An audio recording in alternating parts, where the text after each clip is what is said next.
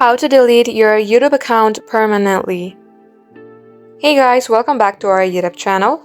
Without any further delay, let us get started. Launch your YouTube application and get logged into your specific YouTube account. Then tap on Use section from your bottom right. Once done, you will see a page like this. Under here, you have to tap on Google account. Then you will land onto your page of Google account. Here, go on to Data and Privacy tab. Here, scroll below, tap on Data from apps and services that you use. Once you do so, scroll below and under Download or delete your data, tap on Delete a Google service. Now as you do so, you will land onto a page like this. In here, tap on Delete just beside the YouTube option. Then tap on I want to permanently delete my content.